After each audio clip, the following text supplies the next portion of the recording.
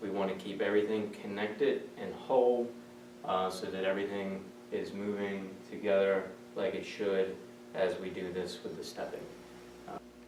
Hello, I want to talk a bit about stepping. I already did one video on shifting. Shifting is a way to get your body from one place to another with your feet not moving their positions on the ground. Stepping is the other way to get your body from one place to another, but it involves moving the feet, getting them up off the ground and putting them someplace else. So I want to talk about that a bit. And there's a lot of different ways to step. What I'm going to talk about is the way that I step in the Taiji that I do. One of the things that I want to address is that the stepping in some ways is like walking. In other words, in most cases I want to pick up my heel first.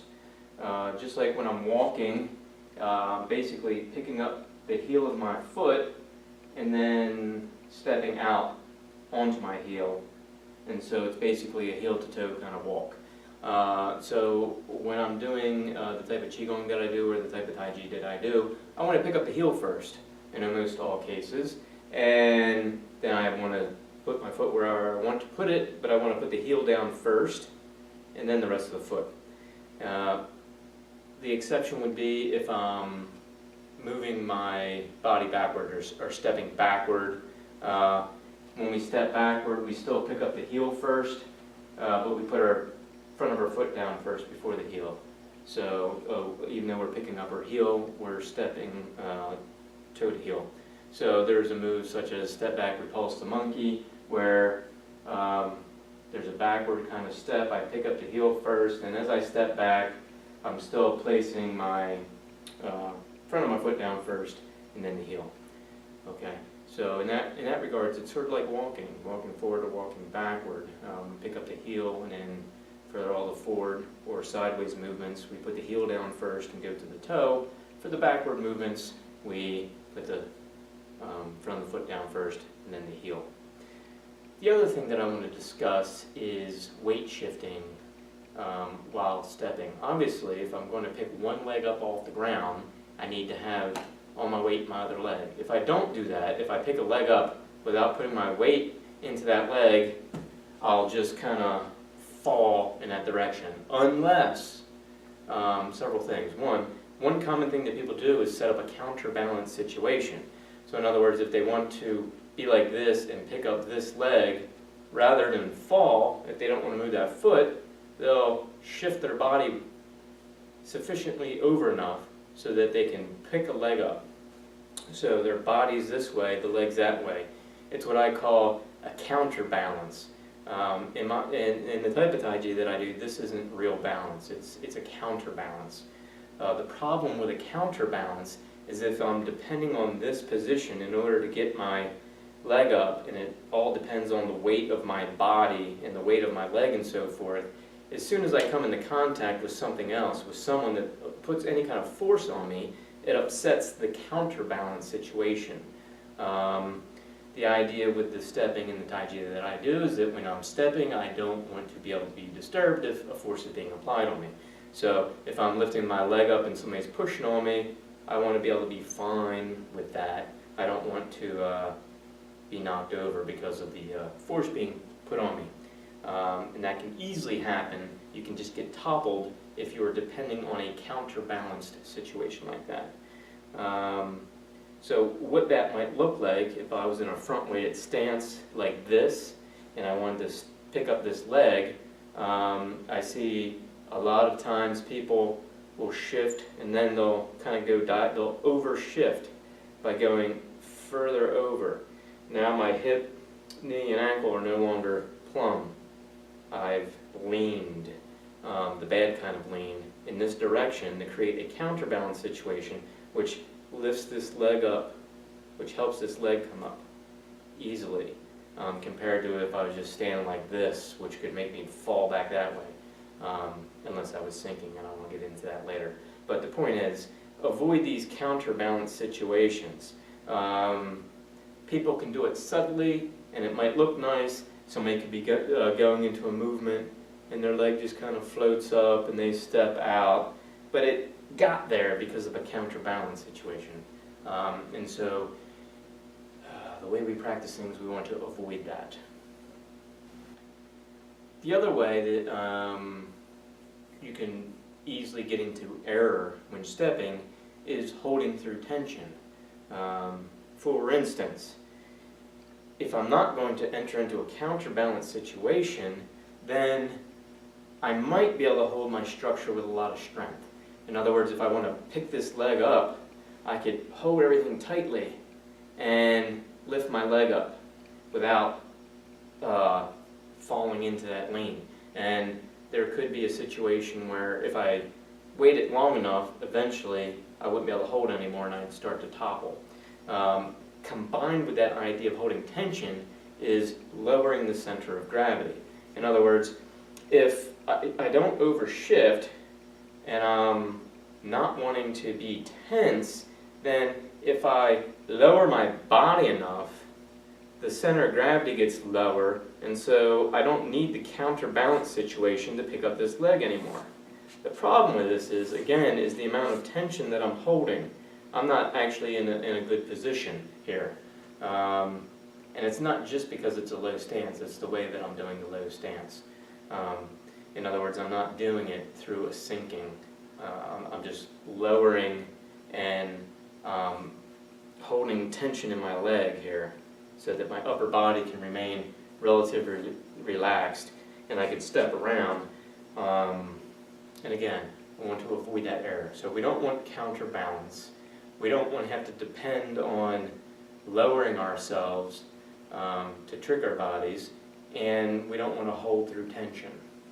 So what do we want to do? The same thing that we do in all the other aspects of this Taiji. We want to remain loose and open. We keep all the joints open. We don't want to have unnecessary or unneeded tensions, and everything should be sinking. So one of the ways that I try to get people to get into just a real general feel, a real simple thing to do, is marching in place. Usually when I ask people to march in place, they'll march in place, and what they do is this. And basically they're waddling. They're moving their body over to this side, and then they're putting their foot down, and their body moves over to the other foot. And this is an exaggeration, but usually it's not as exaggerated, and it looks like this. So even if their legs are coming up more, they're kind of going from one side to another. And a lot of times if you watch people walk, you'll see a lot of people, the top of their head keeps going from one side to another. They're waddling because they're holding in their knee joints and especially their hip joints, the weight of their body. They're actually counterbalancing and holding tensions in order to keep themselves upright.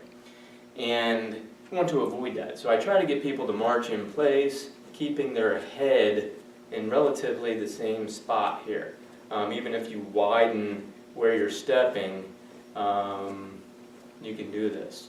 And you want to maintain the same kind of structure that we try to keep in Taiji, with the upright spine, the head lightly extending up, the whole low back relaxed, this kind of as if it's sinking down.